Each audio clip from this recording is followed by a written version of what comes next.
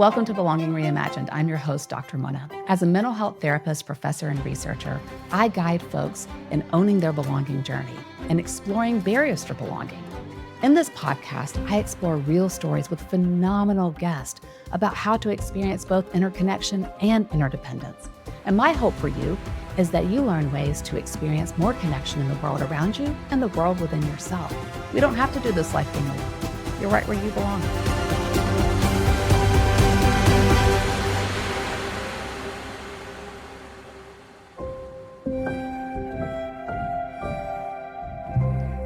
We have Dr. Mel Johnson-Norwood in the house today, and I'm thrilled to have this conversation with you, which I think is a really, prevalent theme that's going on with folks, but not something that's really talked about very often. And that is this topic of being in some kind of leadership position while also being a sexual minority. And in this day and age, we're getting more in the habit of naming things, right? Naming our experiences. And so that's what we do here on this podcast. So I really want to explore this topic with you. We have different identities. Being a woman in leadership, though, I am a person who has, experienced all kinds of nonsense. And also being previously in higher education. And so when you first reached out to me and told me that you were in a master's program and studying to become a clinical mental health therapist, and then you also mentioned that you are currently Dr. Mel, who is in this very high position in terms of course, because we're in hierarchies in higher ed, but in this really high position in terms of being the Vice Chancellor of Student Affairs at Winston-Salem State University, as well as the Associate Provost there. I was like, wow. First of all, my mind went to, so you have students at your university who are in class with you, right? But you were reaching out to do internship with us for your training. And I was so honored, by the way, that you would reach out. And I'm just so happy to have you here today to discuss this topic. So thanks for being here. Thank you for having me, Mona, both for my internship and for this podcast today. It is definitely a privilege to talk with you and share my experiences. Well, we feel the same way having you here. So tell us, Mel, about, if you don't mind, just starting out in terms of like how you ended up in higher education, how you came to be a higher ed administrator, and what that journey has looked like for you. So I often tell people that I graduated from high school, went to college, and never left. I, like a number of higher ed professionals, I didn't go to college expecting to start a career in student affairs. I planned to be a teacher. Started off wanting to be a math teacher and then fell in love with career and technical education. But I was an orientation leader, amongst other things while I was an undergraduate. But being an orientation leader, we would have the opportunity to go to these regional conferences, workshops. And while at one of those workshops, there was a workshop, I always remember it was conducted by staff from the University of Louisville, and it was titled, "You Can Do This for Life." And that was my first introduction to the work of higher education and specifically student affairs. And I realized, these people aren't here just because they like us. It's really work. So that really began my journey. I completed my education to become a career tech educator. But also while I was teaching, continued to get the education that I needed to go into student affairs. So once I graduated with my doctoral degree from Auburn University, I took my first job at a university on the Upper Peninsula of Michigan. And that was in both housing and residence life and multicultural affairs. And so that began my journey and my work in this space. And from there, I've traveled to Florida to do some work. I lived in Jacksonville for some time and then down to Miami for some time. Then I transitioned to Georgia to work at a university there. And now I'm here at Winston-Salem State University in year 6. as the Vice Chancellor for Student Affairs and also an Associate Provost. Wow. What a journey. Yeah. And it is one of those things where I don't know many people. I know they have programs now that are specifically for higher education, but I don't know many people who graduate high school and say, oh, I want to be a higher ed administrator. First of all, it's a pretty intense job. People oftentimes don't realize how political higher ed is. Yeah. And I see the big eyes coming from that. It's like, I know for me, I fell into higher ed because I was really reluctant to be a therapist. And so when I graduated with my master's degree, I was like, I don't want to be a therapist right now, if ever. I didn't think I'd ever be one. It was a pretty intense program. So I still have mad respect for interns going through the program and then graduating and saying, oh, yeah, I love this. Like, well, of course I do now 20 years later, but it was tough for a while. And I happened to have an old math teacher, a previous math teacher, who reached out to me and was like, hey, are you looking for a job? I was like, yeah, actually, I'm graduating next week. And she's like, I think you'd be really good at this. I had no idea. I had never even heard the term higher ed administrator. And a lot of folks kind of fall into it by some kind of happenstance, kind of like what you're talking about in that kind of way. But one of the things that shocked me was learning from week 1 or 2 how political that space is. Being a Black man, being a gay man, being a gay Black man, what was that experience like for you? And did those identities or the way that you might have been received impact your experience in higher education? Yeah, so the one that I can't hide is being a Black man, no matter how hard I try. And so it was the easiest one to navigate, primarily because I started my work at a historically Black university. So being at an HBCU never felt like a minority or minoritized in that aspect. Even when I was working on my doctoral degree at Auburn University, my cohort was predominantly and overwhelmingly Black. So it was not until I graduated from my doc program and moved to the Upper Peninsula of Michigan that was really slapped in my face with my Blackness. My vice president at the time on the Upper Peninsula of Michigan would tell our students, we would have this event at the end of the year for our students of color, and he would talk about how these students were able to navigate a very white space. And when he said white, he meant in so many contexts. There was so much snow on the Upper Peninsula of Michigan. It was an engineering-focused university. So a lot of the students were not only white, but male and cisgender heterosexual male so often. So it was very challenging. I always tell people that that institution or that experience was the best professional experience at that time that I had ever had. But the worst personal experience. I didn't feel like I belonged. I found it hard to build community. I was the only Black man working at the university, and there was on staff, and there was another Black man who was on faculty. And at the time, he was married, and I think he had kids. But at this time, I was 25 or 26 years old. I don't remember. And I was single and I didn't have any kids. So I didn't feel a sense of belongingness there. So I lasted there about, 14, 15 months. And I often tell people that I left Michigan, and what do you do to get out of the cold? You reward yourself with Florida, right? And so I moved to Florida and went to work at a historically Black university or historically Black college, where I was able to once again find a sense of belonging and a sense of community.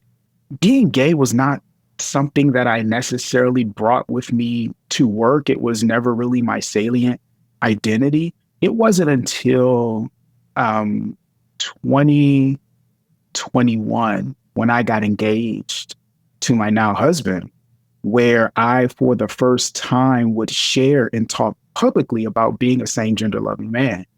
Before then, people may have had assumptions about what that meant, but that never was salient for me. When we look at the belonging integration model, and for folks who don't have it, I highly recommend downloading it from the website. When we look at that, it looks like a Venn diagram, like a lotus flower. And we see the 4 different types of belonging. We see self, interpersonal, community, universal. Universal is anything that's bigger than the community. And what I'm hearing from you is that when we look at the 3 different elements of belonging, which are being seen, embraced, and celebrated, you saw who you were, you knew who you were, you could embrace yourself, right, in terms of self-belonging, but there wasn't the safety to celebrate all the different parts of yourself within those other overlaps in terms of like community or even universal when we're looking at like working in these larger institutions that are bigger than like maybe your department, for example. So it's interesting because when we look at through the lens of belonging integration, oftentimes we use other types of belonging to usher us into other spaces, because each one of these 4 types of belonging are really different life spaces. And so it sounds like your interpersonal belonging with your husband and making that decision together to say, we're going to celebrate who we are. We see who we are. We embrace who we are. We're going to celebrate who we are. Ushered you into a deeper sense of community belonging where more aspects of you could be celebrated. Yeah, I remember the day that I ever, for the first time, spoke publicly about not being heterosexual. My husband and I got engaged on New Year's Eve 2020. And so we had a number of people who were at our house for a New Year's Eve party. And so once we got engaged, there was no, gag order on anyone about our engagement, but we didn't share it publicly. We're both still millennials, so we didn't share it publicly until our engagement pictures came back, right? It's not, real until it's social media real. So, we had to have the pictures to go with the announcement. Official. Yeah. So once we got our pictures back and we were ready to make the post, I remember I was upstairs, he was downstairs. We had crafted the language, selected the pictures, and we're like, all right, you sure you're ready to post? He was like, yes. And so I had told my mom, and we had told certain people that, okay, the post is going to come out at this day on this time. And we were kind of bracing for impact of all of the negative things that would come of it. But we didn't see much, if any, of that. And that was also the way that my colleagues and my coworkers first gained knowledge of it. And so it was having that sense of protection with my husband to know that as I enter this new space, enter this new journey, I have someone doing it with me. Before I became engaged, I had never even shared a romantic partner with my family.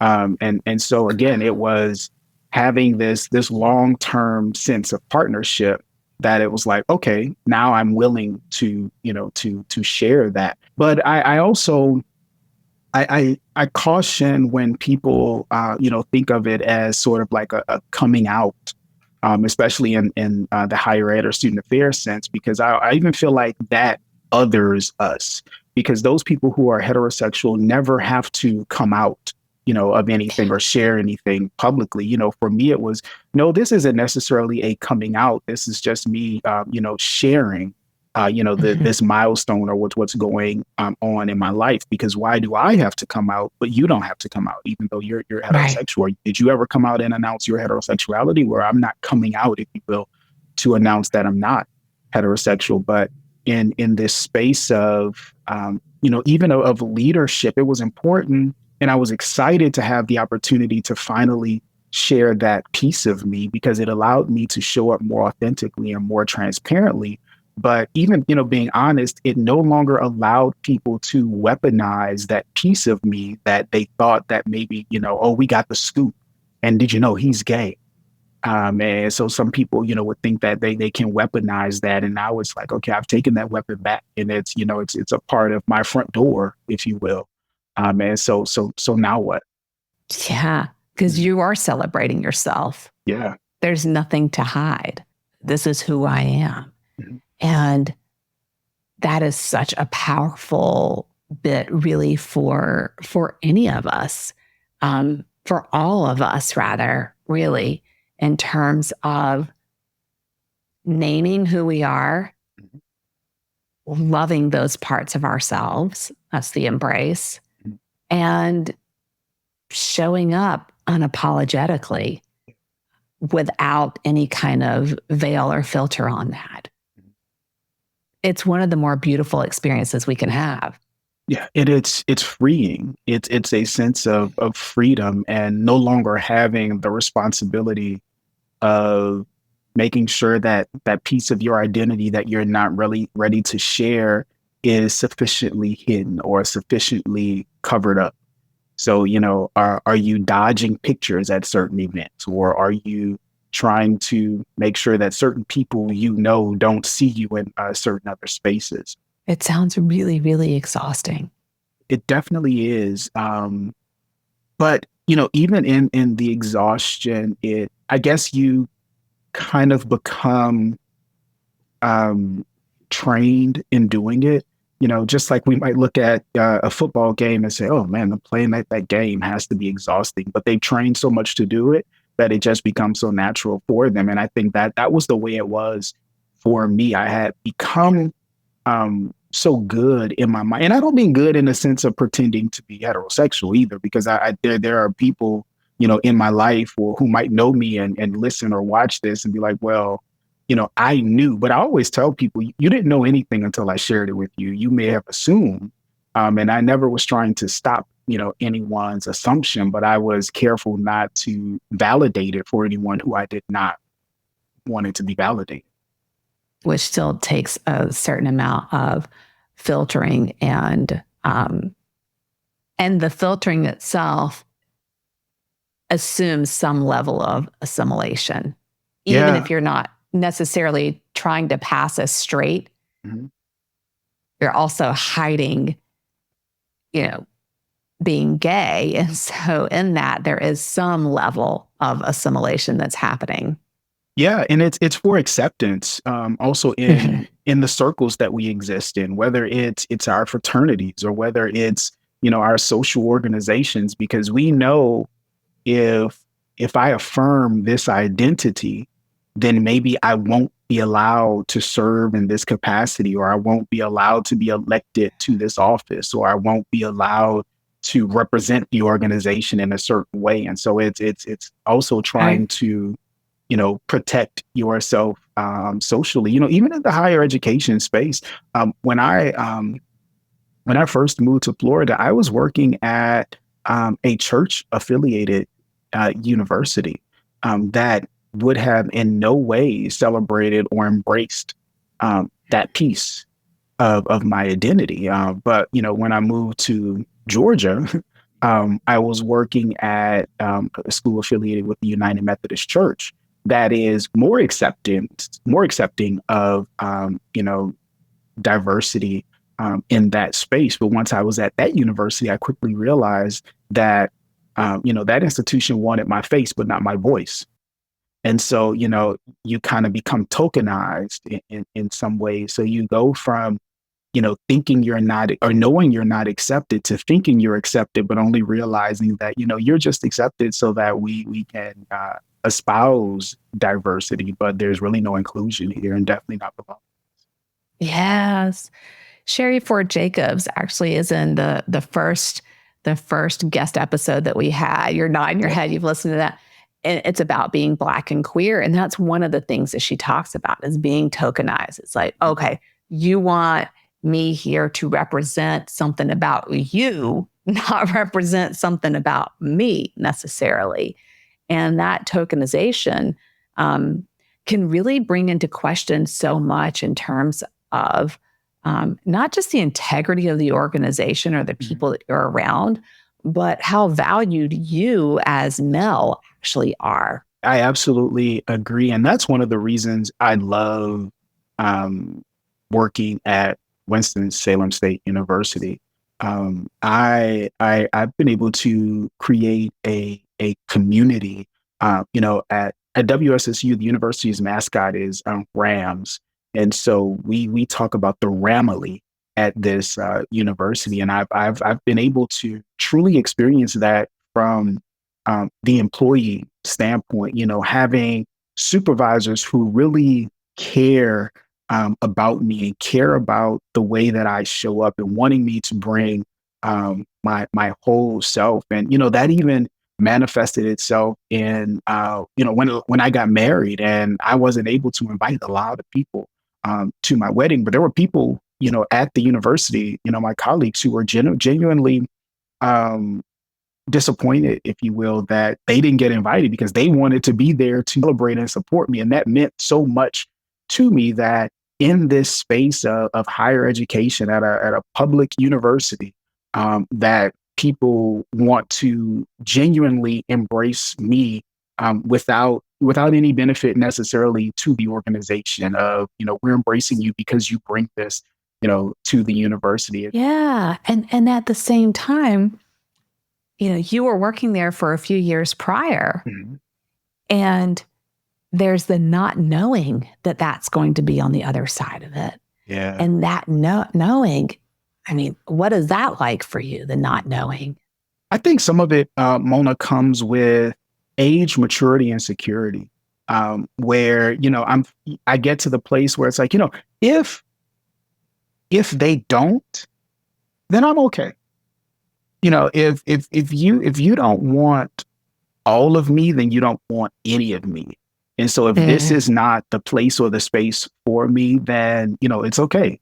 I will find a place and a space where I can exist. And I often remind my colleagues, especially those working at historically Black colleges and universities that can be some of the most conservative bastions of education in the world, that if I exist knowing that there are students on this campus who share the same identities that I do. Yeah.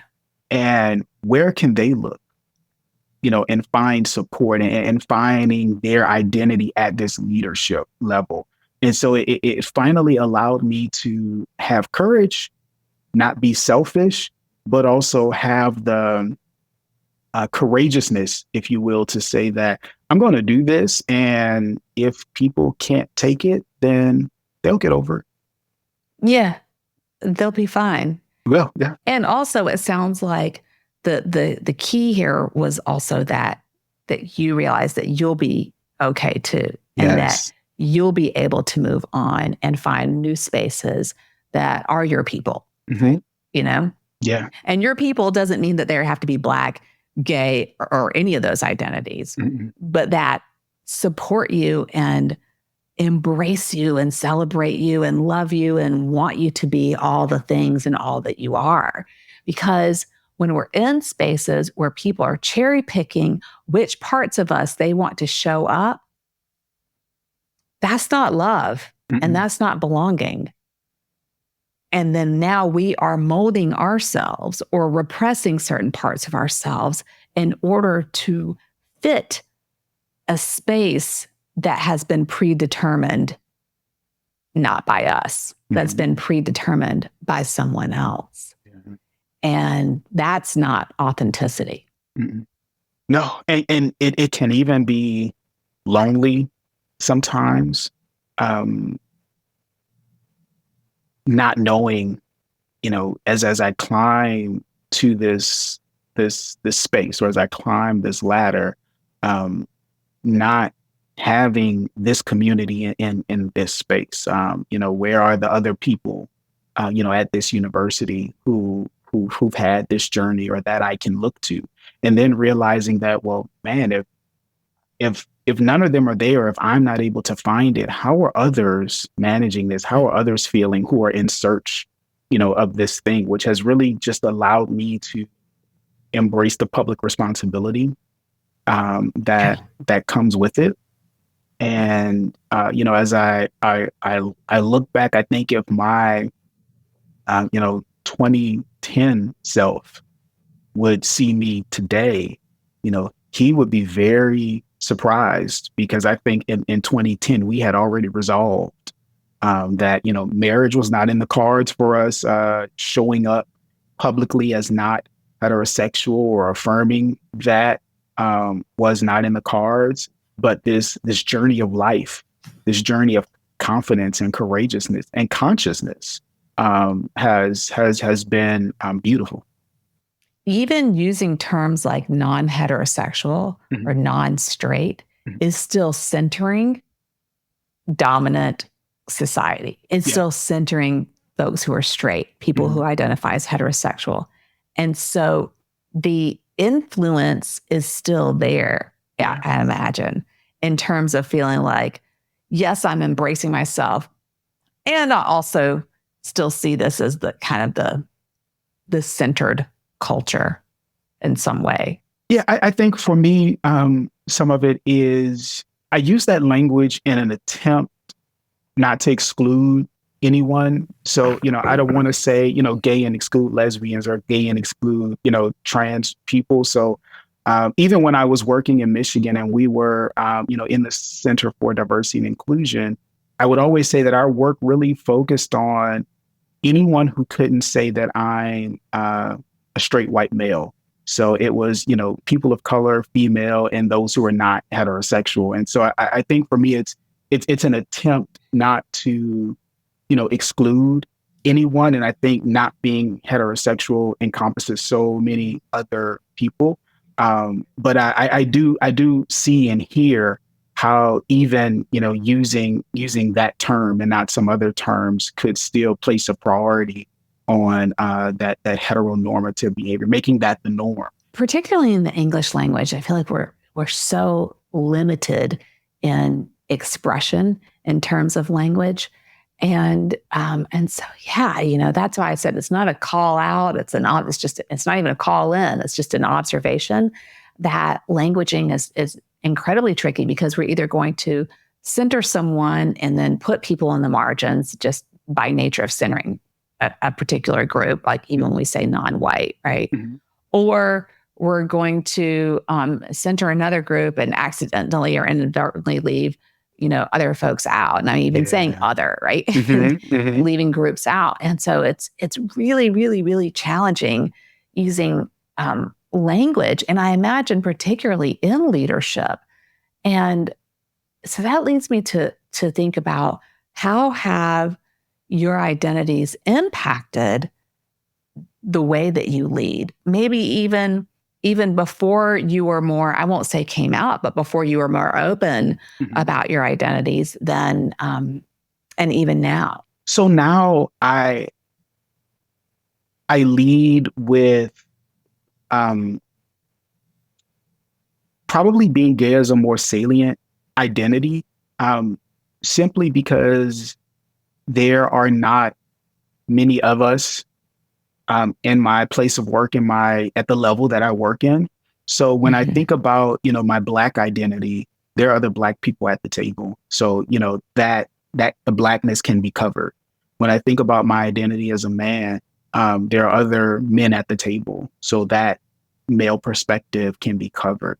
But when I think about my identity as a gay man, I'm not aware of anyone else sitting at the table who identifies as gay, or as a gay man, or as a gay married man. And so I think about, when we're having, those discussions, I think about the experience of the other gay men on our campus.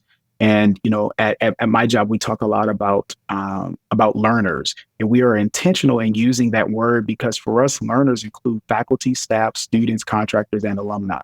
So the learners on our campus need me to represent them, because that voice does not exist. And I'll tell you, it has not always been easy, pushing for those acts of celebration, those acts of recognition, because it can be uncomfortable. Even though when we think about, the LGBTQ plus population, I'm only a member, if you will, of one of those communities, but then also feel responsibility to represent for all of the other aspects of that community who don't have a person representing them at the table.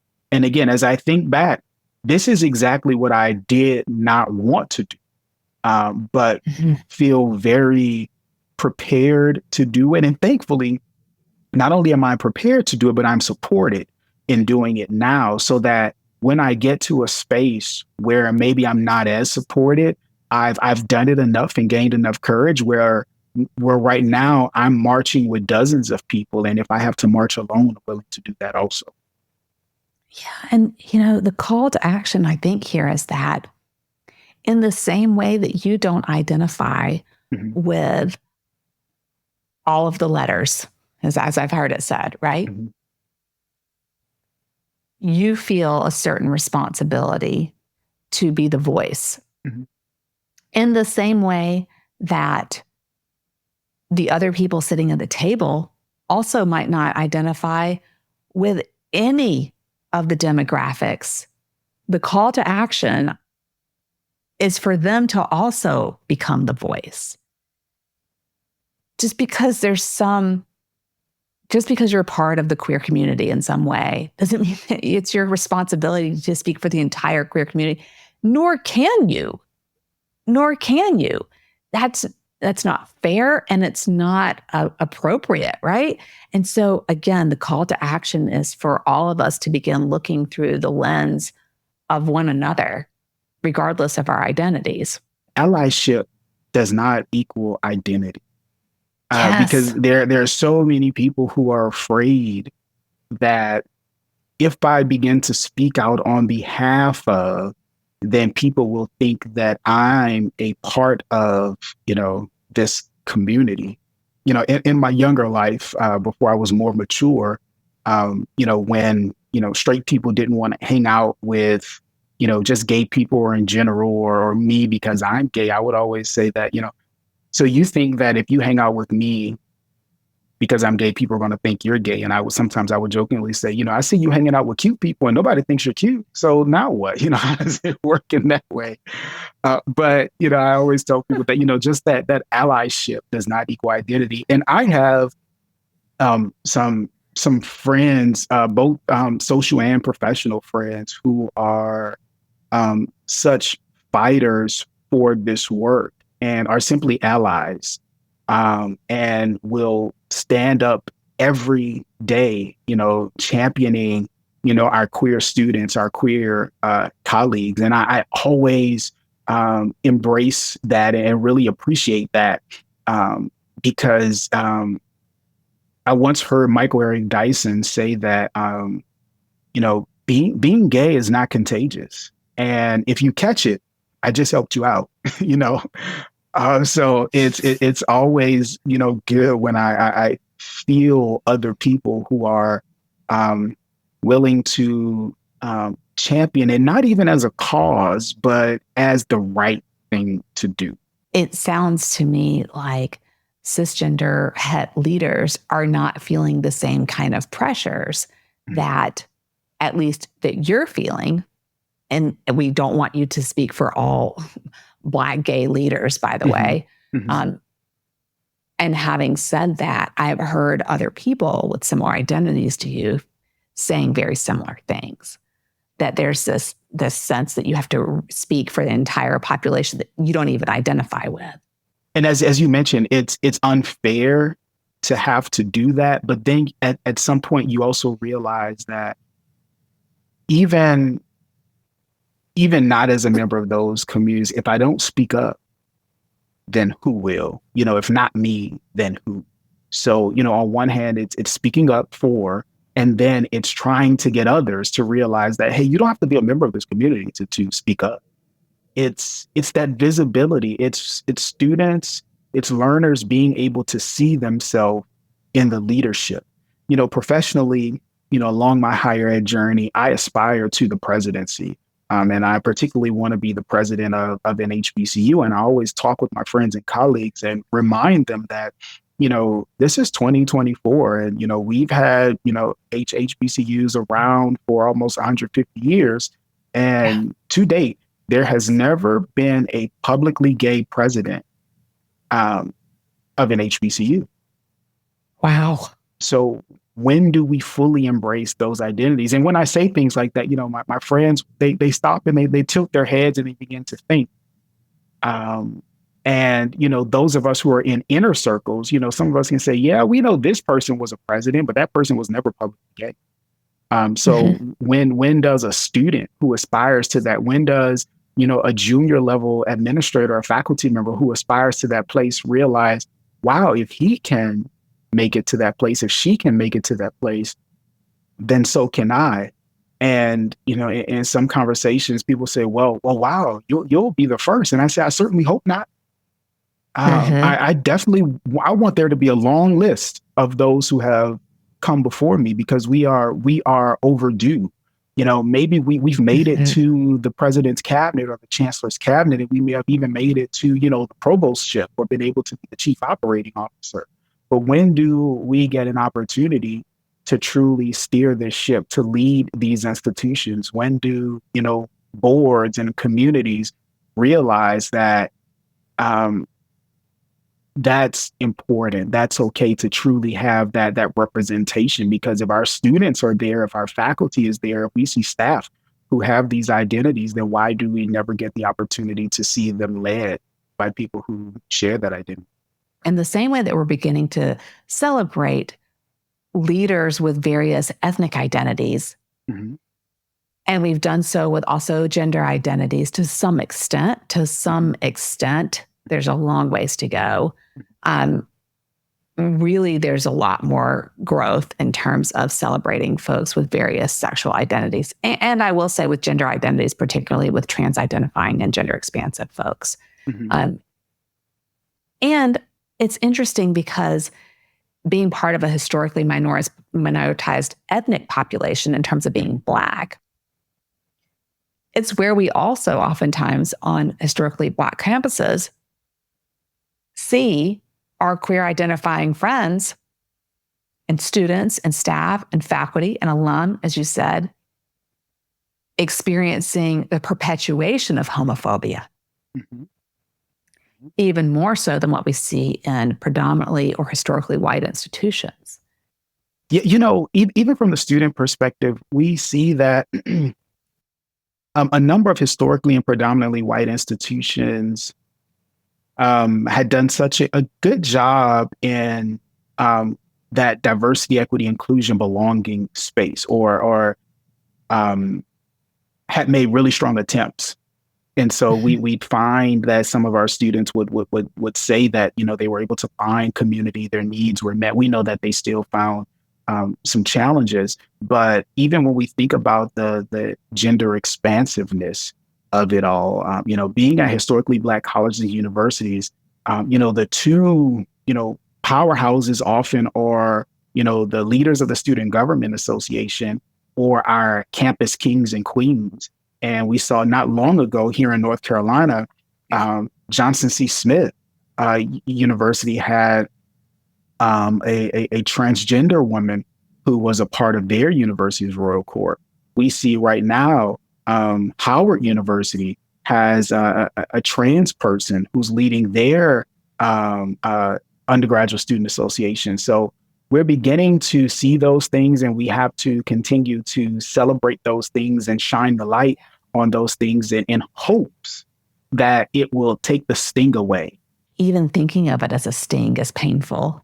Mhm. That having a recognition would be a sting in some way, and Mhm. that is part of the privilege, I think, of being in leadership from dominant cultures and dominant identities. It really is. Yeah. Yeah. It takes courage. Especially around the piece of being, a gay man, because anything that deteriorates, if you will, or the thought of deteriorating masculinity feels like a threat. And as I talked about royal courts, we still have some universities that will have a campus queen, but will not have a campus king. Because we don't want men don't need to participate in pageantry and all of those things. And I was once at a pageant, I think last year, and the men were competing. It was the Mr. HBCU pageant. And the oratory that they had to do was themed, "Why Not a King?" And those Mm. young men spoke so well about the benefits of having that male identified representation and leadership on their campus. And it as you said, it does sting to think about how some of our universities um, have dug in their heels. Mhm. I think about, some universities that, even in this century and in this decade still had dress codes about what their men could wear on campus. And the beauty of it, though, Mona, is we're beginning to see um, uh, researchers and academicians who are writing about this work. And you're a faculty member, so you know that there's a lot of more liberty that comes with being a faculty member than being an administrator. But it's really that calling out of those practices. And what we know is when we begin to call out those things on either side, whether it's on the student side or the faculty or staff side, it's going to bleed across. And as I Mm. think about what it means to be a leader in this space or leading while all of this is going on, it's an exciting time to be present in this space while the change is taking place. Mhm. But it's also a little disappointing that in 2024 we're still fighting for this change to take place. Yeah. But I'm confident that I won't even say that change is coming. That change is here, and that we as leaders are continuing to find the courage and be courageous enough to show up and not have to, be inauthentic. Because even as we're hiding pieces of ourselves, I think about, the years that I was not bringing my whole self to campus. I was still telling my staff members that, we want this to be a safe space, a courageous space. We want you to bring your whole self, you know, to campus. But were they still experiencing violence in an attempt to do that? Yes, and violence shows up in so many different forms, folks. It is not limited to physical. In fact, most of the violence that I've experienced in my life has not been physical Mhm. at all, and I know that that's true for you as well, and what you've also witnessed as a leader. No, that's really true for me, Mona. And I think some of it is even realized on my resume when I think about the length of time that I spent at some places. And as I reflect on it, a lot of it had to do with belonging, because I just didn't feel like I belonged there. And we know that if individuals do not feel like they belong, then oftentimes they're going to speak with their feet. They'll just leave, Yeah.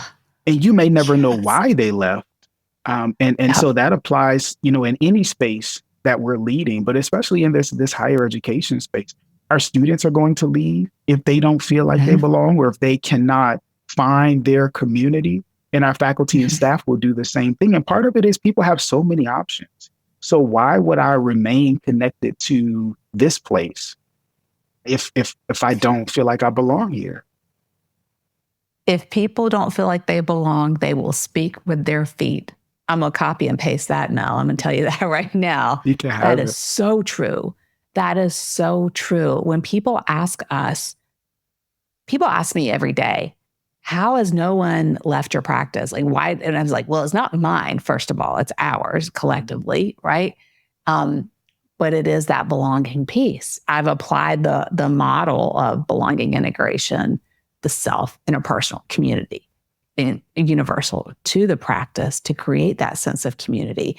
And I will tell you, it is rooted in my higher ed experiences of experiencing not only loneliness in my leadership, which is an internal experience, but isolation outside of me, which is an external experience. And when you talk about having loneliness at times, um, my hope for you is that you serve as a beacon of light for folks to to aspire to the level of position that you're in so that you can have different kinds of connections than you might even currently have. And I know you have a lot of support, but also seeing yourself reflected and mirrored in the people who are, sitting next to you at the table. I really hope that for you. So with that, I want to ask you, I know you've been working so hard for so long at creating belonging and connection on the campuses and in the places where you've worked, and especially as a leader where you have a voice to do so. And so I ask you, Dr. Mel, what does belonging mean to you? Yeah. Mona, belonging to me means freedom. It's the freedom to show up in any way that I choose without fear of violence, without fear of retribution, without fear of retaliation. That's what belongingness means to me. It's that liberation and that freedom that we get when we feel safe. Yes. Yes. Thank you so much for being here with us today. This was such a great episode, such a wonderful conversation to have with you. We have so much more to learn from you, Dr. Mel, and I just appreciate you and your spirit and your expertise and your sharing of your life experience so much. May we all aspire to be the kind of leader that you are. Thank you so much for being here. Thank you, Mona. Thank you so much for joining us for today's episode. All of the show notes and links can be found on my website at drmonanour.com. That's drmonanour.com. Throughout most episodes, you'll hear me referring to the belonging model that I developed, which is represented by a belonging life map that helps you explore areas in your life where you feel more connection and areas where you might feel more isolation. And you can get a free copy of your own belonging life map on my website. Again, that's drmonanour.com. If you like the Belonging Reimagined podcast, please subscribe and consider leaving us a review. That can help more folks find us and keep more episodes coming. Until next time, I'm Dr. Mona. You're right where you belong.